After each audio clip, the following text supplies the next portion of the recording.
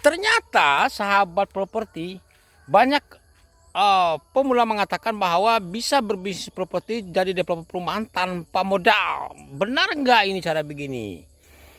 Jawabannya bisa jadi iya dan bisa jadi tidak, tergantung situasi dan kondisi dan siapa Anda. Itu yang sebenarnya. Jadi modal utama itu adalah Anda sendiri dan saya sendiri. Oke? Lanjut. Oke, sahabat properti, kebetulan kami berada sekarang di belakang kami ada tanah yang mau akan kita garap, sahabat properti. Nah, ini bagaimana caranya dan bagaimana caranya, ada juga pertanyaan, bisa nggak developer perumahan tanpa modal? Pertanyaannya bisa iya, bisa jadi iya, bisa jadi tidak, tergantung kitanya, sahabat properti. Jadi kalau 3 skill, nah ini sahabat properti, untuk menjadi developer perumahan itu ada 3 skill, 3 keahlian yang perlu Anda miliki. Pertama, Anda ahli dalam bidang properti, percatat itu bang, Anda pengalaman di bidang properti. Kedua, Anda pemilik lahan, tanah, lokasi. Ketiga, Anda pemilik modal. Sebenarnya video ini sudah pernah kami bikin sebelumnya. Nah, sekarang pertanyaannya, Anda berada di posisi mana? Apakah Anda pemilik modal, ataukah Anda pemilik tanah, lokasi, ataukah Anda pemilik keahlian? Sebab begini sahabat properti, Anda punya keahlian di bidang properti tapi Anda tidak punya lokasi. Berarti satu hal yang jelas, pada dasarnya bisnis properti itu adalah modal utamanya adalah tanah dan lokasi. Nah, sekarang tanahnya nggak ada, sahabat properti, berarti Anda poin kedua udah tidak punya. Oke, yang ketiga, Anda tidak punya tanah tapi punya pemilik keahlian, tapi Anda mempunyai maksudnya Anda juga tidak punya modal uang. Nah, ini juga repot sahabat properti. Tapi minimal Anda sudah mempunyai pemilik keahlian, itu sudah benar sahabat properti. Kalau Anda punya pemilik, yang sulit itu Anda tidak mempunyai keahlian di bidang properti, tanah lokasi Anda tidak punya, apalagi modal uang. Nah, ini repot sahabat properti. Tapi Anda punya kemauan keras untuk bisa berhasil di bidang, Anda punya impian untuk suatu saat bisa sebagai developer perumahan. Pertanyaannya, bisa nggak tanpa modal? Bisa. Ya, ini saya jawab bisa. Bisa dan tidak bisa. Bisa dan tergantung Andanya. Oke? Nah, kalau Anda, pertama, kalau Anda minim keahlian, tidak punya keahlian, artinya Anda buta sebagai pebisnis developer perumahan, tapi punya impian. Nah, saran kami, kalau Anda tidak mempunyai keahlian, pemilik lokasi tanah juga tidak, pemilik modal juga tidak, maka kami sarankan Anda yang belum minim keahlian di bidang properti, masuk dulu, belajar dulu sebagai magang dulu deh di developer perumahan, kawan dan teman-teman Anda. Dan oke, sahabat properti, 1 tahun saja Anda magang sebagai developer di bisnis di developer perumahan, Anda sebagai apa? Mulai dari marketingnya, sebagai konstruksi bangunan, legalitasnya, banyak. Bisnis properti itu sangat kompleks sahabat properti, sangat kompleks. Jadi kalau Anda belum pernah terjun sama sekali, kami sarankan jangan sekali-sekali Anda langsung terjun sendiri sahabat properti. Kami sarankan jangan dulu, oke? Jadi yang baik bagaimana sahabat properti, berdasarkan pengalaman kami sahabat properti, yang kami sendiri sudah lebih 12 tahun berkecimpung di dunia properti dan sudah membuka 12 tahun itu dibagi ya, 6 tahun itu bekerja sama orang, 6 tahun buka sendiri sahabat properti. Itu pun masih minim ilmunya, karena bisnis properti itu bisnis serba kompleks sahabat properti. Anda jangan bayangkan kalau lokasinya sudah ada, perumahannya sudah ada, persoalan nanti bagaimanakah Anda bisa menjual bisnis ini yang serba kompleks sahabat properti, karena kita berhubungan dengan manusia. Karena bisnis properti itu kebanyakan orang tidak beli cash and carry. Jarang sekali orang membeli tunai sahabat properti, kecuali kalau dari sekian ya, dari sekian 100 unit paling ada 2-3 orang yang beli tunai. Selebihnya orang beli KPR, sahabat properti. Nah, ya persoalan timbul ketika Anda tidak pernah berpengalaman di bidang properti. Bagaimana mengakad kreditkan calon customer Anda ke bank. Ini yang paling persoalan, sahabat properti. Apalagi perumahan-perumahan subsidi. Berat, sahabat properti. Banyak sekali persoalan-persoalan birokrasinya. Salah satu contoh misalnya. Bagaimana melengkapi dokumen-dokumen calon customer Anda? Bagaimana kita melihat calon customer Anda bahwa dia layak untuk bisa dapat kredit dari perbankan? Ini ilmunya lain lagi, sahabat properti. Kalau kebanyakan developer awal pemula itu kebanyakan gagal di sini, bisa frustasi, sahabat properti, karena salah satu syarat-syarat untuk bisa bagaimana mengumpul dokumen KTP, KK segala macam itu tidak semudah itu. Contoh semudah ini begini, sahabat properti.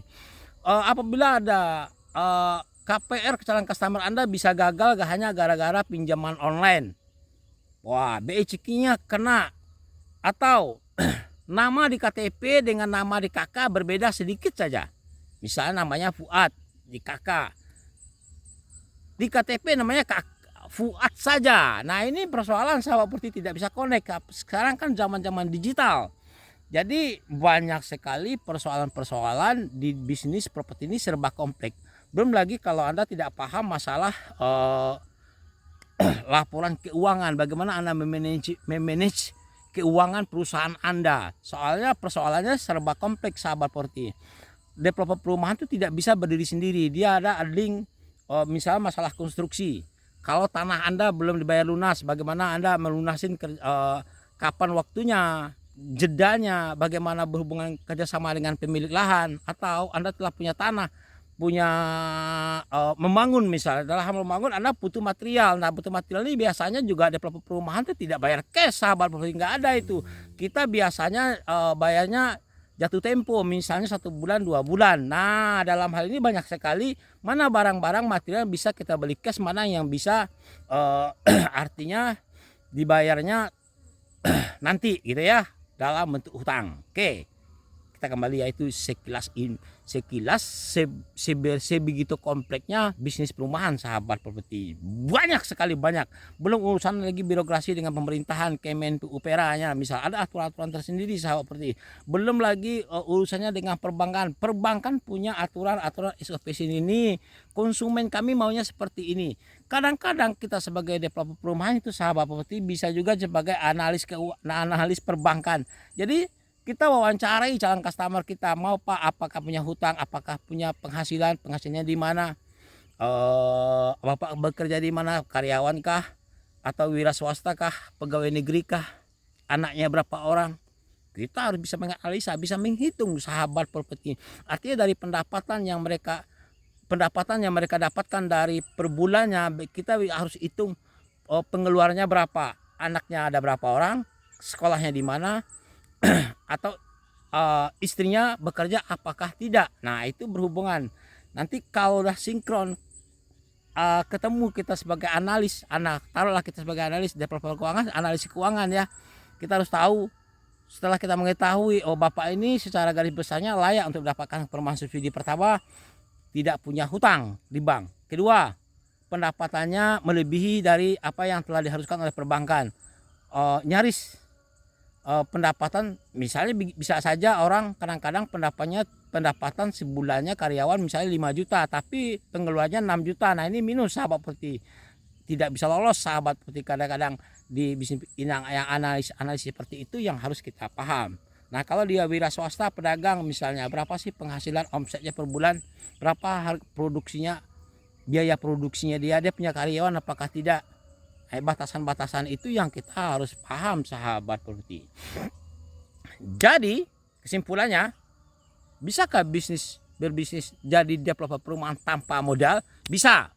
Pertama, yang jelas Anda harus memiliki keahlian. Itu yang utama.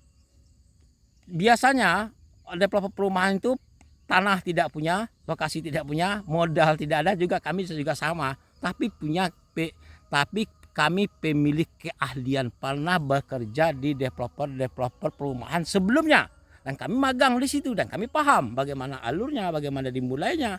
Bagaimana ceritanya? Nah, untuk trik. Kalaulah kita sebagai developer perumahan, Anda pemilik keahlian, bisa tanpa modal, pertama modalnya ada Anda sendiri, ada kemauan. Yang kedua, carilah tanah, lokasi tanah yang tanahnya mau diajak kerjasama pemilik lahannya, sahabat properti. Oke, itu dulu. Setelah lahannya mau diajak kerjasama, ini trik supaya kita tidak punya modal ya. Sebenarnya harus ada modal. Sebenarnya tidak ada modal yang nol ya. Nol itu nggak ada, seperti Anda harus punya modal minimal 50 juta sampai 100 juta. Itu awal. Supaya kita save.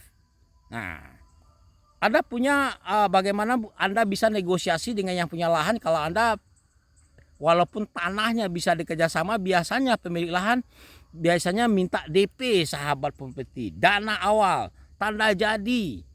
Karena tanah mereka harganya 1 miliar. Anda masa mendp-kan uang jadi uang muka 50 juta aja nggak punya uang. Nah, ini kan persoalan, sahabat properti. Oke. Kedua, Anda harus cari investor untuk bisa proyek Anda berjalan. Ini, sahabat properti. Jadi setelah tanahnya ada, setelah Anda pemilik keahlian, Anda punya modal sedikit, minimal 150 juta sudah bisa jadi ya, tidak ada nol ya. Jangan Anda beranggapan jadi pemilik developer perumahan itu nol. Orang nggak mau kerjasama dengan Anda, hanya milik PT doang gitu.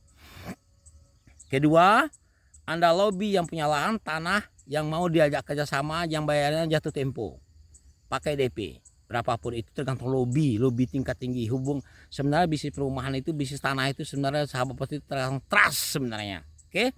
Kedua, untuk bisa berkelanjutan bisnis Anda, bisnis developer properti ini, Anda ngurus perizinan, penggarapan lokasi, pembersihan lokasi, gambar-gambar desain segala macam, pembangunan infrastruktur, Anda harus cari investor pendamping, dana pendamping. Ini, sahabat properti. Oke. Kalau dua itu Anda dapatkan, Anda pemilik keahlian, pemilik tanah sudah Anda rangkul, pemilik modal, investor Anda sudah punya, maka saat itu Anda sudah menjadi developer perumahan, sahabat properti ya. Segitu ya. Pekerjaan ini sebenarnya tidaklah rumit, tapi juga tidak mudah, sahabat properti. Diperlukan perjuangan dan perlukan semangat terus ya. Cari karena untuk mencari pemilik tanah yang mau tanahnya diajak kerjasama untuk zaman sekarang sulit. Kadang-kadang orang maunya pembayarannya 2 kali 3 kali atau bayar cash and carry. Karena pemilik tanah juga sudah tahu, sahabat seperti, banyak sekali pemilik tanah itu ditipu oleh developer perumahan. Oke. Ini. Nah, kalau tiga itu Anda punya, maka bisa dikategorikan Anda sebenarnya masih punya modal 150 juta, tapi termasuk kategori nol modal sebenarnya, sahabat properti. Oke, segitu wejangan hari ini, semoga ada manfaatnya. Salam properti.